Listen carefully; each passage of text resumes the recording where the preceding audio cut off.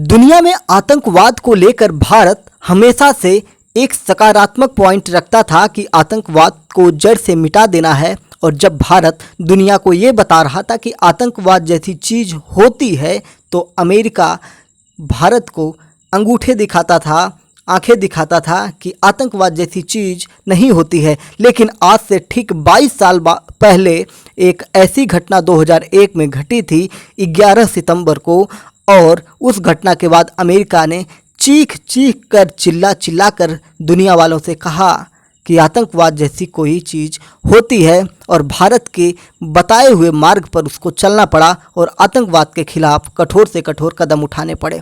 जय हिंद, नमस्कार, मैं मोहन पाठक और आप देख रहे हैं MPS हिंदी न्यूज एक्सप्लेनर। तो आज हम बात करेंगे दोस्तों अमेरिका की उस घटना के बारे में। पूरी कहानी हम आपको बताएंगे जो दैनिक भास्कर के माध्यम से हम आपको बताने वाले हैं। तो चैनल पर नए हैं तो चैनल को सब्सक्राइब करके हमारे साथ जुड़ सकते हैं। साथ ही साथ बेल आइकन को भी दबाइएगा और अपने विचारों को कमेंट बॉक्स में भी दे दनादन डालिएगा, और साथ ही साथ अपने दोस्तों में भी इस चैनल के बारे में चर्चा करिएगा। तो चलिए बात करते हैं कि तारीख 11 सितंबर को ऐसी क्या घटना घटी थी। तो बात करते हैं अमेरिका की सुबह के 8 बजे हुए थे और धीरे धीरे घड़ी की सुइयां बढ़ते हुए 8:46 हो चुके थे, और हर रोज़ की तरह सब कुछ सामान्य था। बच्चे स्कूल जा रहे थे और जिनको ऑफिस जाना था वो अपने हाथों में अपने बैग लिए हुए अपने ऑफिस की तरफ जा रहे थे। और इसी समय अमेरिका के राष्ट्रपति जॉर्ज बुश फ्लोरिडा के एक स्कूल में बच्चों के साथ शिक्षा पर चर्चा करने के लिए जा रहे थे, एजुकेशन पर चर्चा करने के लिए जा रहे थे। तभी उनके फ़ोन की घंटी बजती है, यानी कि जब वो रास्ते में थे तो व्हाइट हाउस से इमरजेंसी कॉल आती है, और उस समय कॉल पर chief of staff Andrew card जो सुनते हैं उस पर राष्ट्रपति जॉर्ज बुश भी भरोसा नहीं करते हैं, और उसे हल्के में लेते हुए एंड्रयू की बातों को सुनते हुए वो हल्के में लेते हैं। और एंड्रयू बताते हैं कि वर्ल्ड ट्रेड सेंटर की नॉर्थ बिल्डिंग से एक प्लेन टकरा गया है। तो प्लेन टकरा गया है तो कोई बहुत बड़ी दुर्घटना तो थी, लेकिन इसको हल्के में लेते हुए बुश को लगा कि यह कोई एक्सीडेंट हो गया, शायद पायलट को हार्ट अटैक आया होगा या मौसम ख़राब होने की वजह से ऐसा कुछ हुआ होगा। लेकिन ये सब उनकी गलतफहमी थी। हुआ क्या था, आगे की कहानी जानने के लिए बने रहिए हमारे साथ। इसी फ़ोन के बाद 17 मिनट बीते हुए होंगे और एक और फ़ोन कॉल आता है कि एक और हाईजैक किया हुआ प्लेन वर्ल्ड ट्रेड सेंटर की साउथ बिल्डिंग से जा टकराया। और इस समय तक, जब तक 17 मिनट पहले ये फ़ोन आया, जॉर्ज बुश स्कूल पहुंच चुके थे और वहां दूसरी क्लास के बच्चों के साथ द पेट गोट विषय पर लर्निंग प्रैक्टिस कर रहे थे। तभी व्हाइट हाउस के chief of staff Andrew card दौड़ते हुए क्लासरूम में घुसते हैं और वहां सीधा जॉर्ज बुश के पास जाते हैं और उनके कानों में सिर्फ इतना कहते हैं, America is under attack. George Bush इस बात को सुनकर शांत हो जाते हैं और अपने आप को सामान्य रखने की कोशिश करते हैं, और जिस प्रकार से उनके उस कक्षा में क्लास चल रही थी उस क्लास को आगे चलने दिया, और वहाँ क्लास में अगले 7 मिनट तक उसी कुर्सी पर बैठे रहे और वहाँ पर बच्चों से बात करते रहे, उनके सवालों का जवाब देते रहे, उनके साथ एक नॉर्मल व्यवहार करते रहे। ऐसा लगा जैसे कुछ हुआ ही न हो। जॉर्ज बुश के पास ही व्हाइट हाउस के प्रेस सेक्रेटरी आरी फ्लिस्टर खड़े थे। उन्होंने एक नोटपैड पर बड़े अक्षरों में लिखा, फिलहाल कुछ मत कहना। ये नोटपैड बुश को दिखाया। बुश ने इसे देखा और सिर हिलाकर शांति से बच्चों के सवालों का जवाब देते रहे। इसके 7 मिनट बाद बुश को तुरंत बगल वाली क्लास में ले जाया गया, और वहाँ पहले से ही अमेरिका के नेशनल सिक्योरिटी एडवाइज़र कोंडोलीजा राइस उनका फ़ोन पर इंतज़ार कर रही थी। बुश ने क्लास में घुसते ही कहा, we are at war, FBI और उपराष्ट्रपति से मेरी बात करवाइए। इसके बाद जो होता है वो जानने के लिए आपको थोड़ा सा इंतज़ार करना पड़ेगा। कोंडोलीजा राइस से बात करने के बाद जॉर्ज बुश तुरंत स्कूल के ओपन एरिया में आए और यहीं से प्रेस और अमेरिका को संबोधित किया। उन्होंने बोलना शुरू किया, देश के खिलाफ आतंकवाद को बर्दाश्त नहीं किया जाएगा।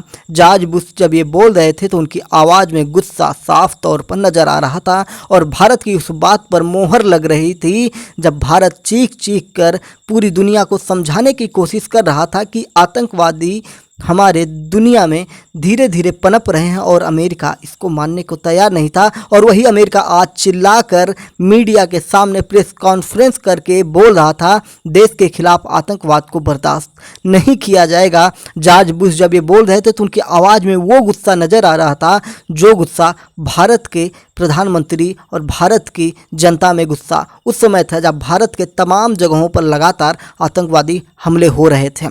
प्रेस से बात करने के बाद वे तुरंत वाशिंगटन डीसी की ओर रवाना हो गए। उनका एयरफोर्स वन प्लेन पहले से तैयार था। प्लेन में अंदर जाते ही जॉर्ज बुश ने अपनी प्रेस सेक्रेटरी आरी फ्लिस्चर से सबसे पहले घबराई हुई आवाज़ में एक सवाल पूछा, क्या मेरी पत्नी और बच्चे सुरक्षित हैं? राष्ट्रपति को लेकर हवा में उड़ता रहा एयरफोर्स वन, क्या ये घटना है इसको भी आपको जाननी चाहिए। दुनिया का सबसे ताकतवर देश अमेरिका इस आतंकवादी हमले से पहले कभी इतना नहीं दहला था। उसके डर का अंदाज़ा इस बात से लगाया जा सकता है कि तब के राष्ट्रपति जॉर्ज बुश की सुरक्षा को लेकर उनके प्लेन एयरफोर्स वन को 3 घंटे 10 मिनट तक हवा में रखा गया कि अगर कोई दुर्घटना होती है कि तो इनको अमेरिका से सुरक्षित बाहर निकाल लिया जाए। आखिरकार 3 घंटे बाद फ्यूल खत्म होने पर इसे लुइसियाना में बार्क्सडेल वायुसेना बेस पर लैंड कराया गया। हवा में होने की वजह से प्लेन का ग्राउंड लेवल से संपर्क टूट रहा था। फ्यूल भरने के लिए प्लेन जैसे ही ज़मीन पर आया, राष्ट्रपति बुश सटीक जानकारी लेने की कोशिश करने लगे, लेकिन जैसे ही फ्यूल भरा वैसे ही प्लेन बुश को लेकर फिर से हवा में उड़ गया। यानी कि सुरक्षाकर्मी इतने डरे हुए थे कि कहीं अमेरिका के राष्ट्रपति के साथ कोई दुर्घटना न घट जाए और ये इस आतंकवादी हमले के प्रति इनका डर दिखाई दे रहा था। साथ ही एयरफोर्स वन के आसपास 2 लड़ाकू विमानों को उड़ने का आदेश दिया गया कि उनकी सुरक्षा में कोई चूक ना रह जाए। वहां से राष्ट्रपति को नेब्रास्का में वायुसेना बेस पर ले जाया गया। बुश को यहां शाम के 4:30 तक वहां पर रखा गया और स्कूल से निकलने के बाद फ्लोरिडा हवाई अड्डे से एयरफोर्स वन ने जब उड़ान भरी, अमेरिका के राष्ट्रपति होने के नाते जॉर्ज बुश सबसे पहले व्हाइट हाउस जाना चाहते थे, लेकिन अमेरिका के chief of staff Andrew card और सीक्रेट सर्विस अधिकारियों को इनपुट मिला था कि करीब 10 और हवाई जहाज हाईजैक हो चुके हैं, वो कहीं भी क्रैश हो सकते हैं, यानी कि व्हाइट हाउस पर भी हमला हो सकता है। इस वजह से सीक्रेट सर्विस एजेंट्स ने राष्ट्रपति को व्हाइट हाउस नहीं जाने दिया। सीक्रेट सर्विस को उस समय अमेरिकी राष्ट्रपति के लिए सबसे सुरक्षित जगह आसमान ही लगे। हम बात करते हैं अगर सीक्रेट सर्विस की, जो नेशनल सीक्रेट सर्विस होती हैं, ये इनकी जिम्मेदारी होती है कि उस वीआईपी व्यक्ति को बचाना होता है, किसी भी परिस्थिति में उनको बचाए रखना होता है और उस समय जब ऐसी परिस्थितियां आ जाती हैं तो उस वीआईपी व्यक्ति की कोई वैल्यू नहीं रह जाती है कि उनका ऑर्डर माना जाए। ऐसी परिस्थितियों में सुरक्षाकर्मी खुद निर्णय लेते हैं कि उनको किस प्रकार से सुरक्षित रखा जाए और उसी निर्णय को राष्ट्रपति या उपराष्ट्रपति हो या किसी भी देश के प्रधानमंत्री हो, उनको उनके ऑर्डर को मानना होता है, क्योंकि उस समय उनकी सुरक्षा की जिम्मेदारी सिर्फ और सिर्फ सिक्योरिटी की होती है। आसमान से ही बुश ने तब उपराष्ट्रपति डिक चेनी से संपर्क किया। डर का आलम यह था कि तब तक डिक चेनी को व्हाइट हाउस के अंडरग्राउंड बंकर में शिफ्ट कर दिया गया था। यह बंकर 1941 में जापान के पर्ल हार्बर पर भारी बमबारी के बाद बनाया गया था। यह तब राष्ट्रपति रूजवेल्ट के दौर में बनाया गया था। यह बंकर जमीन से 1000 फीट नीचे बना है। बंकर की खासियत है कि यह परमाणु बम के हमले को भी झेल सकता है। हमले के सुरक्षित होने की वजह से इसमें लोग जाकर छिप जाते हैं और इसी में डिक चेनी को बंकर में ले जाया गया था। यहीं से चेनी ने आगे के इमरजेंसी ऑपरेशन को ऑपरेट किया। हमले के खिलाफ अमेरिका क्या एक्शन लेगा, इसका ऑर्डर बुश हवा से दे रहे थे। वहीं चेनी जमीन पर रहकर ग्राउंड लेवल की चुनौतियों को संभाल रहे थे। अमेरिका के इतिहास में पहली बार ऐसा हो रहा था कि उसकी सभी राष्ट्रीय और अंतर्राष्ट्रीय फ्लाइट्स के उड़ानों पर रोक लगा दी गई। 11 सितंबर की सुबह 9:42 पर जॉर्ज बुश ने सभी फ्लाइट्स की उड़ानों पर रोक की घोषणा की। इस घोषणा के लागू होने दिया गया और इस घोषणा को लागू किया federal aviation administration command centre ने। दुनिया के सबसे व्यस्त एयर रूट्स में से एक अमेरिका का एयर रूट के 4,500 हवाई जहाज और एयरक्राफ्ट लैंड करवा दिए गए। इसके अलावा व्हाइट हाउस ने आसमान में उड़ते किसी भी तरह के एयरक्राफ्ट को मिसाइल से गिरा देने का ऑर्डर जारी किया, यानी कि बिना परमिशन के कोई भी जहाज, कोई अज्ञात जहाज अगर यहाँ पे नज़र आ रहा है तो उसको तुरंत ध्वंस किया जाए, उसको तुरंत मिसाइल से उड़ा दिया जाए। तकरीबन 10,000 से भी ज़्यादा यात्रियों को एयरपोर्ट पर ही रोक दिया गया। ये सभी अमेरिका के अलग अलग एयरपोर्ट पर फंसे रहे। वह घटना एक देश के लिए कितनी खतरनाक थी, इस बात का अंदाज़ा इससे भी लगाया जा सकता है कि वहां यह ऐलान कर दिया गया कि अब सरकार बर्खास्त नहीं की जा सकती। इसके लिए कंटिन्यूटी ऑफ गवर्नमेंट जारी हुआ। दरअसल इसके लागू होने के बाद युद्ध या इमरजेंसी की स्थिति में सरकार अपने मन से कोई भी फैसला ले सकती है। इसे लागू करने के तुरंत बाद सभी सरकारी वरिष्ठ अधिकारियों और पॉलिटिकल लीडर्स को सुरक्षित जगहों पर शिफ्ट कर दिया गया। तो ये सारी चीज़ें हो रही थी। 2001 में ओसामा बिन लादेन ने हमले की जिम्मेदारी लेने से इनकार कर दिया था। ये क्या घटना है, इसको भी आपको जान लेनी चाहिए। 9/11 हमले के दौरान ही अमेरिका खुफिया एजेंसियों को पता लग गया था कि इसके पीछे आतंकी संगठन अल-कायदा और उसके सरगना ओसामा बिन लादेन का हाथ है, और वही ओसामा बिन लादेन के खिलाफ भारत लगातार अमेरिका को चेता रहा था कि भाई ओसामा बिन लादेन नाम का कोई आतंकवादी है। तो अमेरिका कहता था धत तेरे की, ऐसा कुछ नहीं होता। तो ओसामा बिन लादेन को हर्ट हो गया था और उसने अमेरिका को इस तरह से ये जवाब दिया था। लेकिन 2001 में ओसामा बिन लादेन ने दुनिया के सामने हमले की जिम्मेदारी लेने से इनकार कर दिया। इसके पीछे किसी स्वतंत्र संगठन या कट्टरपंथी समूह का हाथ होने की बात कही, लेकिन यह बात झूठी साबित हुई। हमले के 3 साल बाद 2004 में अमेरिकी राष्ट्रपति चुनाव के दौरान ओसामा बिन लादेन का एक वीडियो सामने आया जिसमें उसने 9/11 हमले की पूरी जिम्मेदारी ले ली।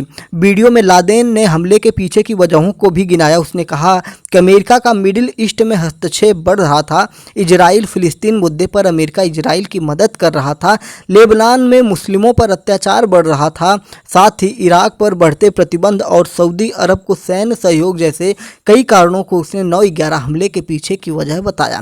हालांकि ऐसा नहीं था कि 9/11 के बाद अमेरिका ने मुस्लिमों या उनके प्रति संवेदनाएं रखने वाले देशों के खिलाफ कोई लिबरल पॉलिसी अपनाई हो। इसके बाद अमेरिका ने अफगानिस्तान और इराक जैसे देशों से अपने कदम पीछे खींचने की बजाय सैन्य आक्रमण और तेज कर दिया। इतना ही नहीं, साल 2011 में अमेरिका ने पाकिस्तान के क्वेटा में घुसकर Al Qaeda chief Osama bin Laden को मार गिराया, और इस काम को अमेरिकी सेना की स्पेशल टीम सेल टीम 6 ने अंजाम दिया था। इस टीम का नाम था सील टीम 6 ने अंजाम दिया। 9/11 हमले से दुनिया भर में एयरपोर्टों की सुरक्षा ही बदल गई, क्योंकि एयरपोर्ट को अगर हाईजैक किया जाएगा तो एक जहाज जो यात्रियों को ढोता है वो एक मिसाइल बन जाएगी, एक बम बन जाएगा, और जिसका उदाहरण हो चुका था अमेरिका के टावर पर हमले पर।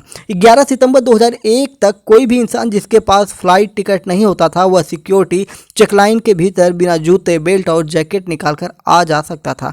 तब तक चेक इन के नाम पर केवल सिक्योरिटी गार्ड और उसका मेटल डिटेक्टर ही था, लेकिन यही इतिहास के सबसे बड़े आतंकवादी हमले की वजह बना। दरअसल यहीं से हाईजैकर्स ने घुसकर आसानी से पूरे प्लेन को कब्जे में ले लिया था। लेकिन 19 नवंबर 2001 को aviation and transportation act America के संसद में पास हुआ। इस एक्ट के मुताबिक जहां एयरपोर्ट पर प्राइवेट सिक्योरिटी चेकिंग करती थी, वहां ट्रांसपोर्टेशन सिक्योरिटी एडमिनिस्ट्रेशन यात्रियों की स्क्रीनिंग करने लगे। केवल टिकट वाले लोगों को ही स्क्रीनिंग और चेक लाइन के अंदर जा पाएंगे, ऐसी बातें निकल के सामने आई, और हर एयरपोर्ट पर एक्सप्लोसिव डिटेक्शन मशीन लगवाई गई जो पहले मौजूद नहीं थी। इस एक्ट को कई बार अपग्रेड किया गया, जिसमें हर बार कुछ नए नियम लाए गए, जैसे पायलट को उड़ान के दौरान बंदूक रखना अनिवार्य कर दिया गया। पायलट का केबिन यानी कॉकपिट के दरवाजे बुलेट और एक्सप्लोसिव प्रूफ बनाए गए। 96 ग्राम से अधिक लिक्विड और गैस के पदार्थ साथ में नहीं ले जा सकते हैं, ऐसे रूल अमेरिका में बनाए गए। तो इस प्रकार से अमेरिका ने ये जान लिया कि आतंकवादी नाम की चीज़ कोई चीज़ होती है, और ओसामा बिन लादेन को उसने मार गिराया। तो उम्मीद है कि आपको ये हमला किस प्रकार से हुआ था, पूरी घटना क्या थी, आपको बताने में मैं सक्षम हुआ, समर्थ हुआ और आपको ये कहानी दैनिक भास्कर के माध्यम से मैंने आपको बताया है। चैनल पर नए हैं तो चैनल को सब्सक्राइब कर सकते हैं। और अमेरिका ने भारत की बात नहीं मानी थी और अमेरिका को जब हमला हुआ तो किस प्रकार से उसने ये बात मान ली और फिर ओसामा बिन लादेन की अंतिम विदाई भी उसने कर दी।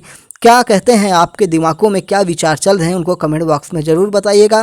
साथ ही साथ अपने दोस्तों को भी ये कहानी ज़रूर सुनाइएगा और चैनल पर नए हैं तो चैनल को सब्सक्राइब करके MPS हिंदी के साथ जुड़ जाइएगा डेली करंट अफेयर्स और देश दुनिया की ताज़ा तरीन खबरों के लिए।